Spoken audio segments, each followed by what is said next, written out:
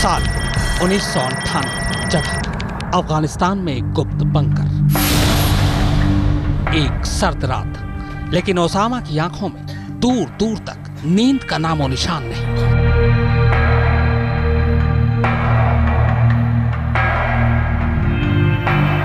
बल्कि एक ख्वाब था, ख्वाब अमेरिका को नेस्तो नाबूद करने का।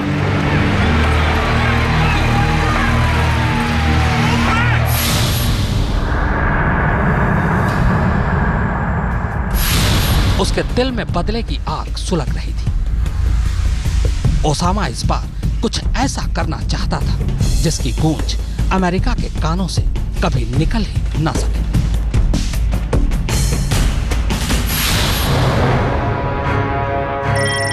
सात अगस्त 1998 को तंजानिया और कीनिया में दो अमेरिकी दूतावासों को धमाकों में उड़ाकर और 300 से ज्यादा लोगों को मौत के घाट उतारने के बाद भी ओसामा के सीने में सुलग रही बदले की आग ठंडी नहीं हुई थी।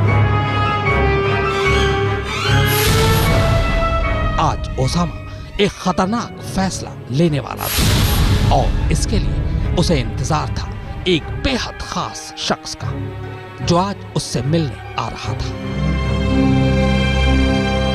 इंतजार के पल के बीच ही अचानक उसकी आंखों में एक मंजर तैरता है। मंजर 3 सितंबर 1967 का, जब वो 10 साल का था और उसने अपने वालिद शेख मोहम्मद बिन अवद बिन लादेन के एक विमान हादसे में मरने की खबर सुनी थी। उस मंजर को सोचते ही ओसामा की आंखों में फिर से खून तैर जाता है। वो फिर उस लम्हे को याद करता है जब इजरायली और अमेरिकी फौज ने लेबनान पर बमबारी कर उसकी ऊंची ऊंची इमारतों को ताश के पत्तों की तरह ढा दिया था। ओसामा 29 मई 1988 का वो पल भी नहीं भूला था जब उसका बड़ा भाई सालेम बिन लादेन भी अमेरिका में एक विमान हादसे में मारा गया था।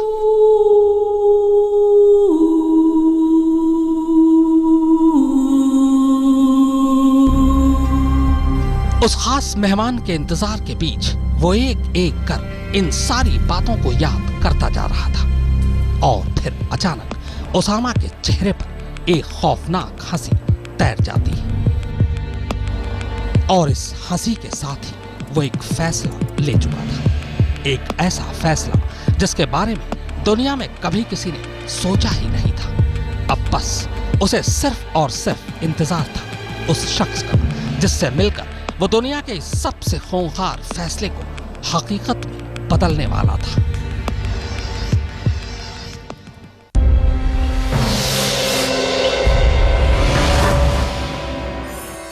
साल 1998, जगह अफगानिस्तान में एक गुप्त बंकर। इंतजार लंबा होता जा रहा था। हर गुजरते लम्हे के साथ ओसामा की बेचैनी लगातार बढ़ती जा रही थी।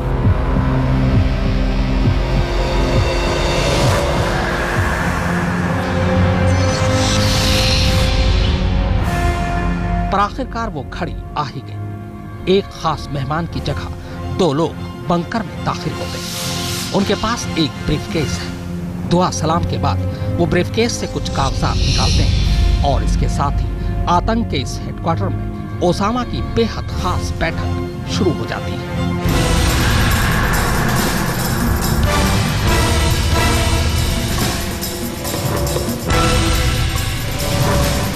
बातचीत का दौर लंबा खिंचता जाता है क्योंकि ये मीटिंग ओसामा की जिंदगी की सबसे अहम मीटिंग थी। इस मीटिंग की कामयाबी में ही उसके खौफनाक प्लान की कामयाबी की चाबी छुपी थी।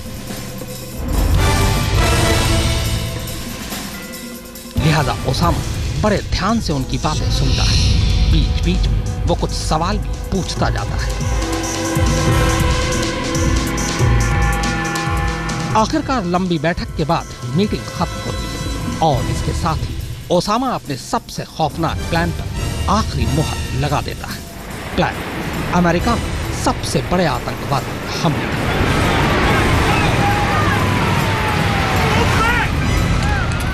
जी हाँ, ओसामा के इस गुप्त ठिकाने में हुई इस मीटिंग में उसके 2 खास मेहमान कोई और नहीं बल्कि खालिद शेख मोहम्मद और मोहम्मद आतिफ था।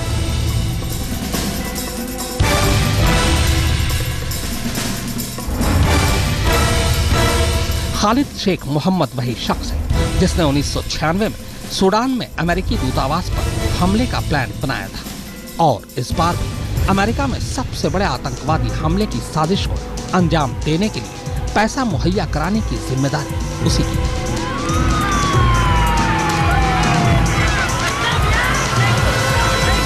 जबकि मोहम्मद आतिफ को ओसामा ने आतंकवादी हमलों के लिए आतंकवादियों को चुनने और ट्रेनिंग देकर उन्हें अमेरिका तक पहुंचाने की जिम्मेदारी दी थी।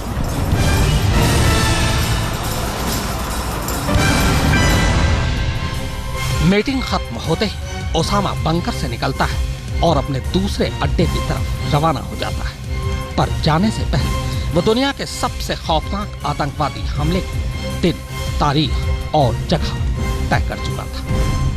अब इस प्लान को अमल में लाने के लिए उन्हें बेहद खास फिदाइनों की जरूरत है और आखिरकार उनकी ये तलाश खालिद अल मेहदर और नवाज अल हाजमी पर आकर रुक गई। दरअसल ये दोनों जिहादियों के बीच एक खास रुतबा रखते थे। दोनों ओसामा के बेहद करीबी भी थे। यही नहीं, इन दोनों को बोस्निया में गुरिल्ला युद्ध का तजुर्बा भी था। लिहाजा इस हमले के लिए खालिद शेख मोहम्मद और आतिफ ने बाकी फिदाइनों को तलाशने का जिम्मा इन्हीं दोनों को सौंप दिया। साल 1999, जगह सऊदी अरब। दोनों ने ओसामा का भरोसा खूब निभाया और कुछ महीनों में 4 जिहादियों को इस मिशन के लिए तैयार कर दिया। इस बीच अप्रैल 1999 में मेहदर और हाजमी को अमेरिका का वीजा भी मिल गया। साल 1999, जगह कराची, पाकिस्तान। अब आगे की कमान खालिद मोहम्मद और मोहम्मद आतिफ ने संभाली। दोनों ने पाकिस्तान के कराची शहर में ऑपरेशन में शामिल होने जा रहे सभी फिदाइनों को अंग्रेजी बोलने और अमेरिकी रहन सहन की ट्रेनिंग देनी शुरू कर दी और इसके साथ ही बाकी फिदाइनों की तलाश भी जारी रही। साल 2000, जगह अफगानिस्तान। साल 2000 के आखिरी तक खालिद मोहम्मद और आतिफ ने मेहदर और हाजमी की मदद से 13 और फिदाइनों की टीम तैयार कर ली थी। यानी अब कुल 19 फिदाइन मिशन अमेरिका के लिए तैयार थे। मिशन का पहला चरण पूरा हो चुका था। दूसरे चरण में 19 लोगों की इस टीम में से 6 लोगों को विमान उड़ाने की ट्रेनिंग दी जानी थी। टीम ओसामा के पास इसका भी हल था। जिस देश की सरजमी पर इनको आतंकी हमला करना था, उसी देश में इनको विमान उड़ाने की ट्रेनिंग दिलाने का इंतजाम किया। साल 2000, जगह सैन डिएगो, अमेरिका। ओसामा के 9/11 हमले के प्लान का दूसरा चरण शुरू हो चुका था।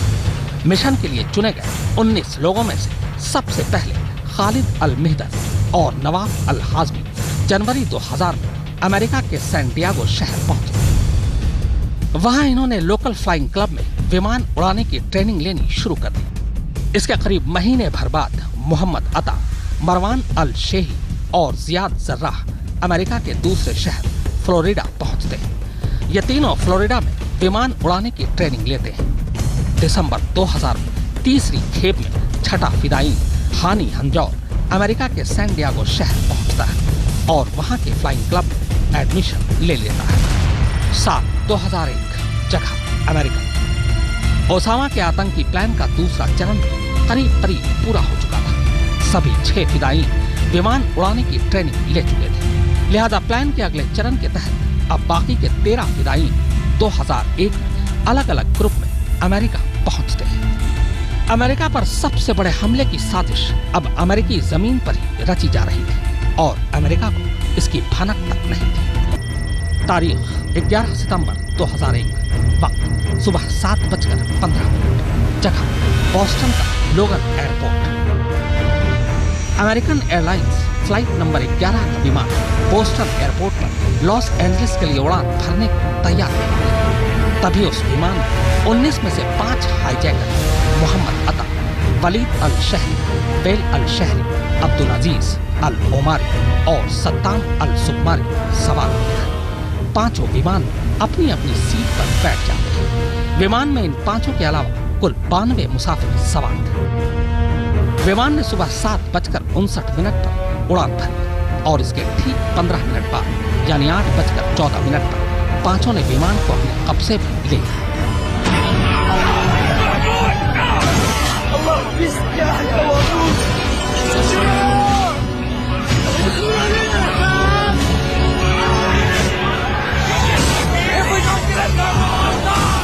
तारीख 11 सितंबर 2001, वक्त सुबह 7:30, जगह बॉस्टन का लोगन airport.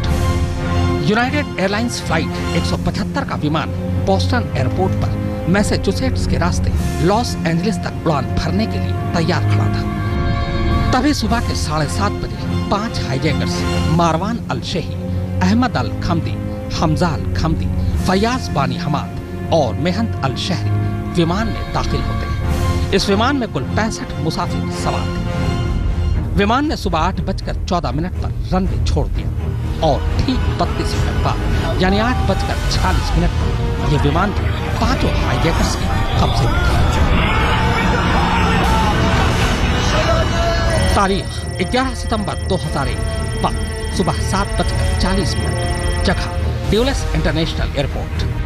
American airlines flight number 77 का विमान ड्यूलेस एयरपोर्ट पर वर्जीनिया के रास्ते लॉस एंजलिस तक उड़ान भरने की तैयारी कर रहा था और उससे पहले एक बार फिर 5 हाईजैकर्स हानी हंजौर, खालिद अल मेहदर, माजिद मुकेद, नवाज अल हाजमी और सालेम अल हाजमी विमान में सवार हो चुके थे।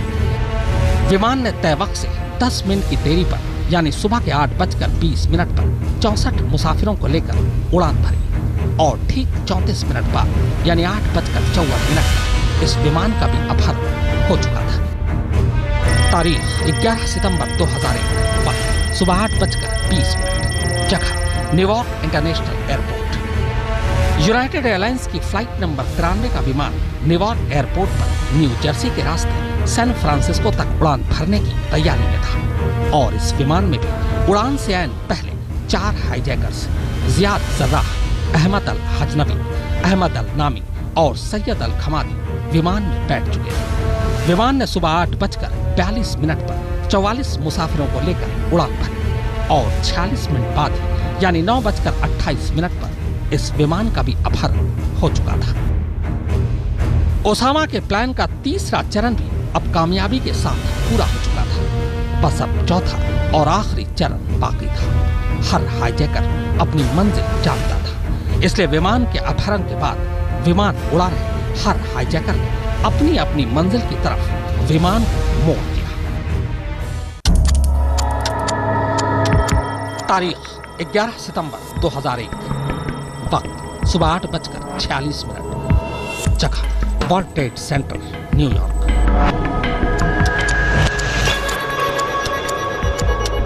अब ओसामा के सबसे बड़े आतंकी प्लान के चौथे और आखिरी चरण को पूरा करने का वक्त आ चुका था। अमेरिकन एयरलाइंस की फ्लाइट नंबर 11 के विमान को उड़ा रहे मोहम्मद अता ने सुबह 8:46 पर विमान को वर्ल्ड ट्रेड सेंटर के उत्तरी टावर से टकरा दिया। इस हमले में 1355 लोग मारे गए। तारीख 11 सितंबर 2001, वक्त सुबह 9:03, जगह वर्ल्ड ट्रेड सेंटर, न्यूयॉर्क। हर हाईजैकर को अपनी मंजिल और अंजाम का पता था। वर्ल्ड ट्रेड सेंटर पर हुए हमले के ठीक 17 मिनट बाद यूनाइटेड एयरलाइंस की फ्लाइट नंबर 175 के विमान को वर्ल्ड ट्रेड सेंटर के दक्षिणी टावर से टकरा दिया। दोनों टावर अब देखते ही देखते जमींदोज हो चुके थे। दूसरे टावर पर हुए हमले में 637 लोगों की जान चली गई। तारीख 11 सितंबर 2001, वक्त सुबह 9:37, जगह पेंटागन मुख्यालय। वर्ल्ड ट्रेड टावर पर हुए आतंकी हमले के ठीक 34 मिनट बाद अमेरिकन एयरलाइंस की फ्लाइट नंबर 77 सीधे पेंटागन मुख्यालय पर जाकर गिरता है। आतंकवादियों ने विमान को पेंटागन के पश्चिमी हिस्से से टकराया था। इस आतंकी हमले में 5 हमलावरों समेत 189 लोग मारे गए। तारीख 11 सितंबर 2001, वक्त सुबह के 10:03, जगह शैंक्सविले, पेंसिल्वेनिया।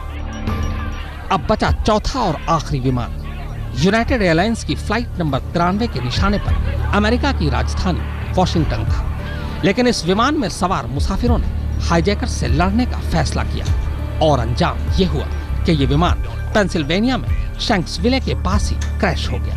इस हादसे में चारों हाईजैकर समेत सभी 44 मुसाफिरों की मौत हो गई।